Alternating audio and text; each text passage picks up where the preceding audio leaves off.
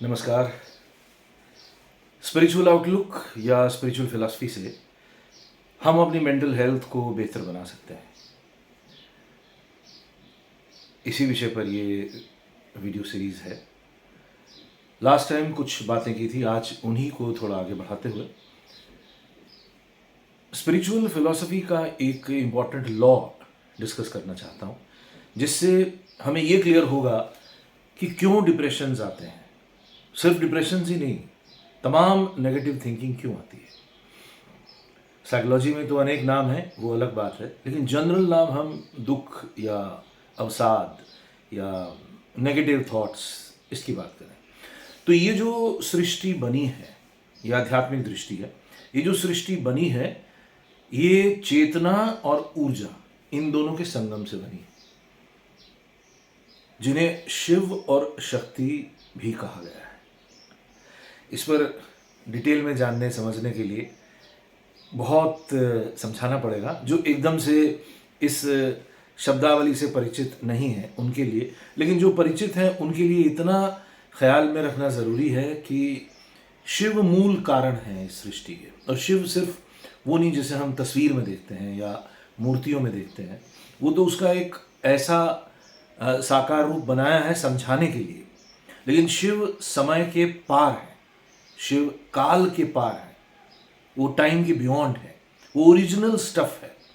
जब कुछ नहीं था तब जो सत्ता थी उसे वेद में, वेदांत में ब्रह्म कहा गया है। यही ब्रह्म शिव और शक्ति से कंपोज्ड है। शक्ति एनर्जी है, एनर्जी का मतलब है उसके अंदर फोर्स है जिससे वो क्रिएट करती है। शिव जो चेतना की सत्ता है उसके साथ मिलकर। तो यहाँ समझाने वाली बात यह है कि यही शक्ति जो क्रिएटिव फोर्स है, क्रिएटिव प्रिंसिपल है, वो 3 गुणों से कार्य करती है, सत्व, रजस और तमस। ये अगर हम ख्याल में ले लें कि ये तीनों गुण लगातार कार्य करते हैं इस संसार में। इसलिए अगर कोई भी थोड़ा सा भी इंटेलिजेंट आदमी हो, वो अपने जीवन में देखेगा कि हर बार ये तमस पकड़ लेता है, रजस से कार्य होता है और सत्व से खिलावट आती है। शास्त्रों में हमारे 3 प्रकार के दुख की भी चर्चा है, वो इन्हीं पर आधारित है। आदि भौतिक, आदि दैविक और आध्यात्मिक। यही 3 दुख मनुष्य को घेरते हैं। उसको हम डिप्रेशन समझ सकते हैं। स्पिरिचुअल डिप्रेशन भी होता है, वो अलग किस्म का डिप्रेशन होता है, हाइयर डिप्रेशन है। खैर, हम यहाँ फिजिकल और मेंटल वर्ल्ड की बात करते हैं तो एक एग्जाम्पल से समझाने की कोशिश करता हूँ कि सत्व, रजस और तमस कैसे कार्य करता है। अगर हम एक फूल का खिलना, इस प्रक्रिया को लें तो ये बहुत आसानी से बात समझाई जा सकती है। बीज गर्भ के अंदर है, यानी धरती के अंदर है, दिखता नहीं है, ये तमस की अवस्था है। बीज दूसरे फोर्सेस से, धूप से, पानी से, हवा से और मिट्टी से उस धरती को फोड़ते हुए अंकुरित होता है। तो ये जिस शक्ति से कार्य कर रहा है वो रजस शक्ति है। तमस अंधकार है। अंधकार एक्चुअली पूरा पूरा नेगेटिव नहीं होता है, ये भी बात समझनी ज़रूरी है। इसीलिए आगे चल के मैं ये भी बताऊंगा कि ये तमाम नेगेटिव चिंतन, depressions and anxieties and everything, ये प्योर नेगेटिव नहीं है, क्योंकि ये मौका दे रहे हैं आपको पॉजिटिव होने का, एक बल दे रहे हैं आपको, ये आपको मोटिवेट कर रहे हैं कि आप बेहतर होइए, आप फाइट कीजिए, आप स्ट्रगल कीजिए। तो जैसे वो बीज जो अंधेरे में है स्ट्रगल करता हुआ अंकुरित होता है रजस की शक्ति से, और धीरे धीरे और फलता फूलता है और एक फूल में खिल जाता है। ये जो फूल है ये सत्व की वजह से होता है, यही सत्व है। लेकिन ये फूल फिर मुरझा जाता है, यानी फिर से तमस पकड़ लेता है, तो फूल वापस धरती में गिरता है, कुछ समय नेस्तो नाबूद रहता है। लेकिन अगर उसमें बीज हैं, बीज पल्लवित हुए हैं, तो फिर से अंकुरित होगा रजस की शक्ति से और फिर से फूल खिलेगा। तो ये क्रिया जो बहुत मामूली मैंने एक्सप्लेन की, ये पूरी सृष्टि में अप्लाई होती है। सत्व रजस तमस, सत्व रजस तमस, तमस रजस सत्व, कंटिन्यूअस ये प्रोसेस है। आप इसको अपने जीवन में भी एनालाइज करके देख सकते हैं। आप अध्ययन कर रहे हैं, कोशिश कर रहे हैं, मेहनत कर रहे हैं, ये रजस की शक्ति से होता है। लेकिन बाधाएं आती हैं, विपदाएं आती हैं, विघ्न आते हैं, ये तमस की वजह से होता है। लेकिन साथ में सत्व है। सत्व वो है जो आपने एक लक्ष्य चुना है, आपने कोई भी कार्य किया, मान लो नौकरी पाने के लिए कुछ मेहनत कर रहे हैं, तो उस नौकरी पाने के साथ एक इमोशन जुड़ा हुआ है, वो इमोशन सत्व की वजह से आता है, जिससे ये जो ट्रायंगल है ये लगातार बनता रहता है। और अध्ययन करके, मेहनत करके, बाधाओं को चीरते हुए, अपने उस लक्ष्य पर ध्यान केंद्रित करते हुए जब कार्य होता है तो सत्व रिजल्ट आता है। लेकिन फिर वो उसका भी डाउनफॉल निश्चित है। सत्व परमानेंटली सत्व रहेगा ये ऐसा होता नहीं है। वापस अर्थ से आरंभ करना पड़ता है, वापस नई स्ट्रगल करनी पड़ती है, फिर जूझना पड़ता है, फिर मेहनत करो, रजस की शक्ति से फिर मेहनत होती है और फिर खिलावट होती है जो सत्व में परिणत या रिजल्ट आता है। जब हम इस स्ट्रगल को नहीं कर पाते हैं तो हमारी मृत्यु होती है। जब हमारा शरीर और मन ये रजस की सहायता से संघर्ष नहीं कर पाता है जीने के लिए, तो हम मौत के मुंह में समा जाते हैं, उसी को मृत्यु कहते हैं। तो जब तक ये मृत्यु नहीं होती है तब तक सत्व, रजस और तमस का ये ट्रायंगुलर मूवमेंट लगातार चलेगा। इसी ट्रायंगुलर मूवमेंट से बड़ी बड़ी निहारिकाएं भी बनती हैं, मौजूद रहती हैं और ध्वस्त होती हैं, लेकिन फिर बनती हैं और फिर मौजूद रहती हैं, फिर ध्वस्त होती हैं। सृष्टि, स्थिति, लय, शास्त्रों में इसे ही हमने ब्रह्मा, विष्णु, महेश के नाम से इंगित किया है, या क्रिएशन, प्रिजर्वेशन और डिस्ट्रक्शन, ये तीन फोर्सेस का जिक्र है। ये तीन फोर्सेस का जिक्र अगर आप देखेंगे तो हर रिलीजन में, तो ये इंपॉर्टेंट लॉ है। अगर आप इसको समझें ठीक से और अपने डेली लाइफ में, अपने एवरीडे लाइफ में इसका एप्लीकेशन ढूंढें तो आपको एक कमाल का इंसाइट मिलेगा। आपको कारण समझ में आएगा कि क्यों ये डिप्रेशन या क्यों ये मेंटल सिकनेस क्यों पकड़ती है हमको। इसका रूट कारण ये तमस है। तमस घिरेगा ही घिरेगा। लेकिन अब करना क्या है, हमें इस तमस से जूझते हुए आगे बढ़ना है, हमें रजस को बढ़ाना है। सिंपल भाषा में, नेगेटिव चिंतन की वजह से हम डिप्रेस्ड हैं तो हमें पॉजिटिव होना है। हमें पॉजिटिविटी का एक लेप मन के ऊपर लगाना है। मन एक्चुअली देखें तो मन अंधा है। मन एक ऐसी शक्ति है जो अंधी है, वो कहीं भी चली जाती है।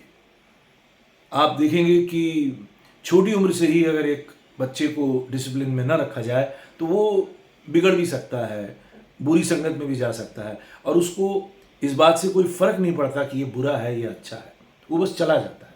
ठीक मन का ऐसा ही हाल है। मन एक बेलगाम घोड़े के जैसा है, लेकिन उसको अगर पॉजिटिव बनाना है तो रजस की शक्ति से, तमस के साथ हमें कुछ नहीं करना पड़ता। तमस है तो रहने दो, डिप्रेशन है तो रहने दो, लेकिन माइंड को पॉजिटिव बनाओ। माइंड को पॉजिटिविटी का लेप माइंड पे डालते रहो, डालते रहो, डालते रहो। ये प्रयास करना पड़ता है। अभी इस पर भी आज मैं कैसे हम इस माइंड को पॉजिटिव करें, इस पर योग के पॉइंट ऑफ व्यू से सिर्फ उसका जिक्र करता हूँ, डिटेल्ड व्याख्या नेक्स्ट टाइम करता हूँ। 4 भावों की चर्चा है। कुछ लोग भाव कहते हैं, कुछ लोग महाभाव कहते हैं। मैत्री, करुणा, मुदिता, उपेक्षा, इन 4 भाव को जीवन में अप्लाई करने की कोशिश करनी चाहिए। बहुत ब्रीफ में, मैत्री मतलब फ्रेंडलीनेस, आपका कोई दुश्मन न हो। ये दुश्मनी का भाव घृणा पैदा कराता है। इसी दुश्मनी के भाव से आप नेगेटिव होते हैं। तो आपका कोई दुश्मन नहीं है, पूरा विश्व आपका मित्र है। इस मित्र भाव से आपको जीना है, इसको लाना है, इस थॉट वेव को लाना है। तो ये मैत्री भाव है। दूसरा है करुणा भाव, यानी कंपैशन। आपका हृदय द्रवित होना चाहिए दूसरे के दुख से। किसी की मृत्यु हुई है, किसी की हार हुई है, कोई गरीब है, कोई बीमार है, कोई दुख से पीड़ित है, तो अगर वो आपका अपना ही है, दोस्त है या रिश्तेदार है, अगर कभी आपकी दुश्मनी हुई हो तो आप ये भी कह सकते हैं सर्व्स हिम राइट, अच्छा हुआ उसको हॉस्पिटल में उसको ऑपरेशन हो रहा है, अच्छा हुआ उसकी नौकरी गई। ये भाव नेगेटिव भाव है। ये धीरे धीरे धीरे धीरे बहुत घना बन जाता है।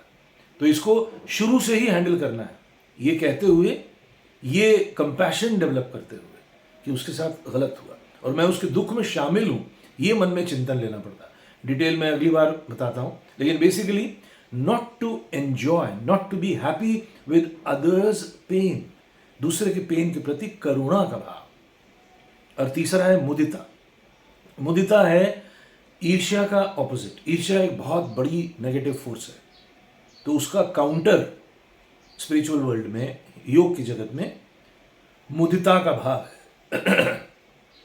मुदिता यानी पॉजिटिविटी। फिर चौथा भाव है उपेक्षा। उपेक्षा का मतलब है हमारे जीवन में जो उठा पटक होती रहती है, आशा निराशा सुख दुख, ये सब चलता रहता है, ups and downs of life, उसमें हमें तटस्थ रहने का प्रयास करना है। बहुत अच्छी अचीवमेंट हुई है तो भी क्रेडिट हमें सुप्रीम को देना है। बहुत बुरा हुआ है, इसमें भी उनकी कोई मर्जी है, उनकी कोई इच्छा शामिल है। मेरे लिए कुछ ट्रेनिंग का इंतज़ाम उन्होंने किया है, इसके लिए मुझे डिप्रेशन से गुजरना पड़ रहा है या मुझे दुख झेलना पड़ रहा है। ये है उपेक्षा का भाव। जब आप जीत रहे हैं, जब आप कामयाब हो रहे हैं, तब बहुत घमंडी हो गए, अभिमान से भर गए और मैं कर रहा हूँ, मैंने किया, ये ठीक नहीं है। उसी तरह जब हार गए, जब दुख में पड़ गए, डिप्रेस्ड हो गए, तो हाय मेरे साथ ये क्यों हुआ, ये भगवान यही तेरी इच्छा थी क्या, मेरे साथ ऐसा क्यों हो रहा, ये भाव भी ठीक नहीं है। तो हारो या जीतो, उन दोनों में कोशिश करनी है कि हम सम भाव में जीतें। खैर, ये 4 भाव की चर्चा मैंने अभी की, मैत्री, करुणा, मुदिता और उपेक्षा। इसकी डिटेल्ड व्याख्या अगले एपिसोड में करता हूँ। और प्रैक्टिकल लेसन आज के वीडियो में ये है कि जैसा कि मूल बात ये है कि हमें नेगेटिव एनर्जी को काउंटर करना है पॉजिटिव एनर्जी से। तो रोज़ अगर हम सोने से पहले 10 पॉजिटिव पॉइंट्स आज के दिन क्या हुए उसको लिखें और उस पर चिंतन करें, तो मन धीरे धीरे थोड़ा सा पॉजिटिव होना शुरू होता है। आप देखेंगे कि 3-4 पॉइंट लिखने के बाद ही आपको लगेगा कि आज के दिन में पॉजिटिव क्या हुआ। बहुत लोगों के जीवन में नॉर्मल लाइफ ही नेगेटिविटी से भरी है, लेकिन छोटी छोटी पॉजिटिव चीज़ें होती हैं, जैसे खाना खाया अच्छा लगा, कोई कॉन्वर्सेशन की अच्छा लगा, एक अच्छा फ़ोन आया, एक अच्छा कॉम्प्लीमेंट मिला, कपड़ा पहन के अच्छा सुख महसूस हुआ, कोई किताब पढ़ी जिससे आपको अच्छा लगा, आपको पेमेंट मिली, चाहे आधी ही मिली, लेकिन जो नहीं मिली उस पर दुखी ना होना, लेकिन जो मिली है उस पर थोड़ा सा खुश हो जाओ। तो खुश होने के रास्ते ढूंढने पड़ते हैं, पॉजिटिव होने का मार्ग आपको खुद प्रशस्त करना पड़ेगा। तो उसके लिए एक सिद्धांत ये है, 10 positive things that happen today. इसको रात को सोने से पहले बाकायदा लिख लें और डेली इसका अभ्यास करते रहें कि अच्छा क्या हुआ, शुभ क्या हुआ, पॉजिटिव क्या हुआ। इस पर हमेशा गौर करते रहें, इस पर हमेशा नज़र रखें, तो मन धीरे धीरे पॉजिटिव होना शुरू हो जाता है। आज का वीडियो देखने सुनने के लिए बहुत बहुत धन्यवाद। इसी तरह की और कुछ जानकारी और एक insight mental health and spiritual outlook में आती रहेंगी। अगले सप्ताह के लिए नमस्कार। देखने के लिए बहुत बहुत धन्यवाद।